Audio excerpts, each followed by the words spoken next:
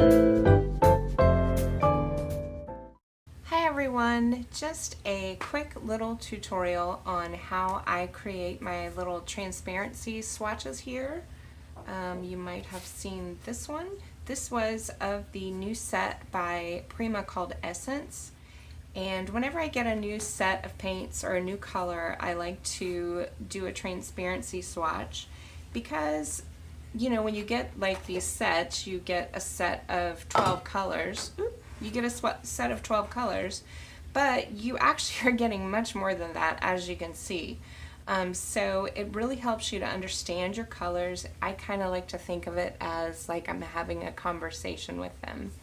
So I'm really just getting to learn what colors they can be and all the different values and where I can take each color. So for instance, you guys probably know how much I love purple, and this set doesn't really have like a purple.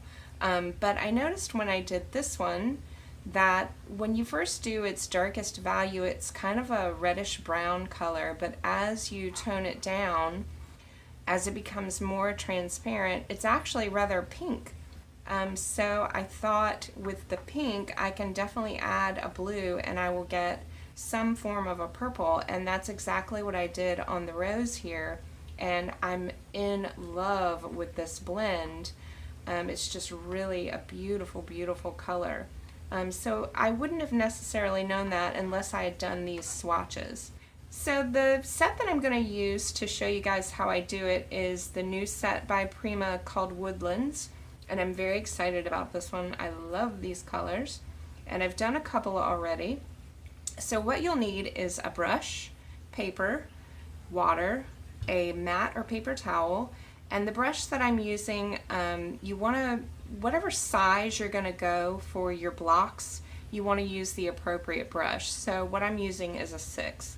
So to start out with, I'm using pans. So if you're using tubes, it'll be a little different, but same concept. I'm sure you'll be able to transfer between either or. When I use a pan set, I typically also like to use a palette just because I tend to get very messy and these little wells here can be confining for me. But I start with the darkest range of the color. So I'm adding water. I'm doing this gray color that's called gray stone. And we're going to start out making a puddle of the darkest value. So still going to be wet. We always want to have a wet consistency, but we've got a lot of paint in there as well. So you can kind of see it's almost like ink. If you've ever played around with ink, it's about that consistency.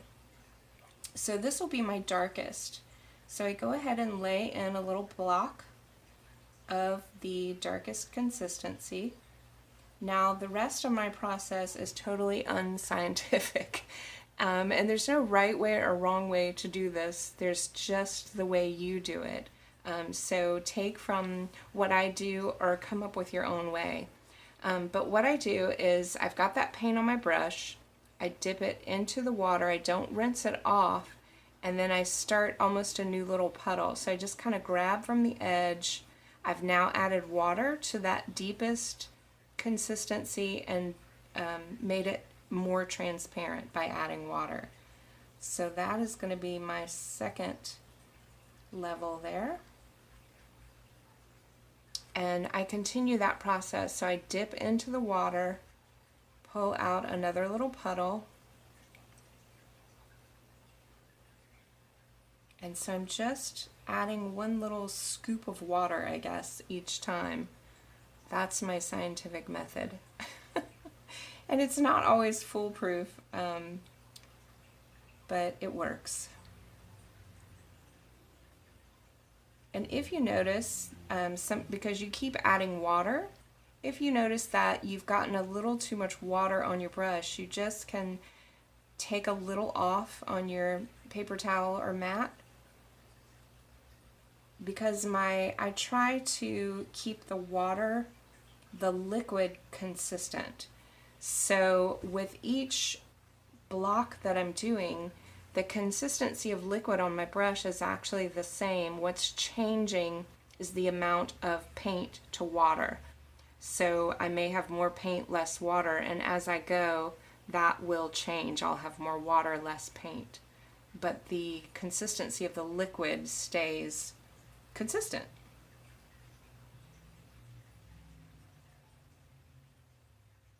And I just keep going, dragging my little puddle out until I get to that final value.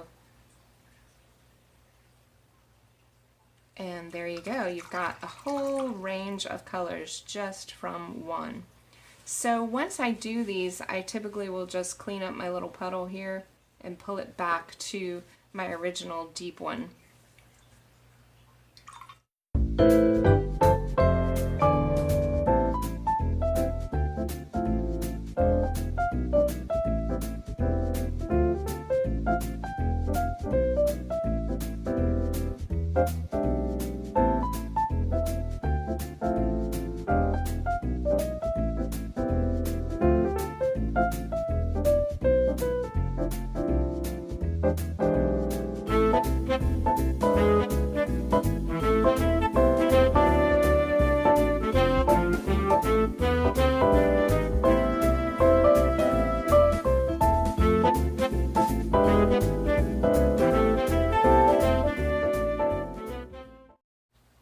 Alright, so I'm completely done with my transparency swatches for this set, the Woodland set of Prima.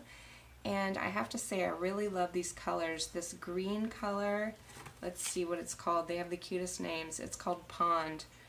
That green color is really speaking to me, so I can't wait to play more with that one. But I hope you've really enjoyed this tutorial. I hope it helps you. And like I said, this is just one method to try. You'll definitely, as you do it, you'll get to figure out your own way. So pull out your paints and really get to know them, have a conversation with them, and definitely have fun. And I also wanted to tell you, if you are interested in any of the Prima watercolors, this one included, if you go to myprimaplace.com, you can use the code MelanieAprilArt 15%, all one word, to save 15% on your order. So you know, with our habits of buying art supplies, every little bit counts. So I hope this was helpful, and I'll see you guys next time.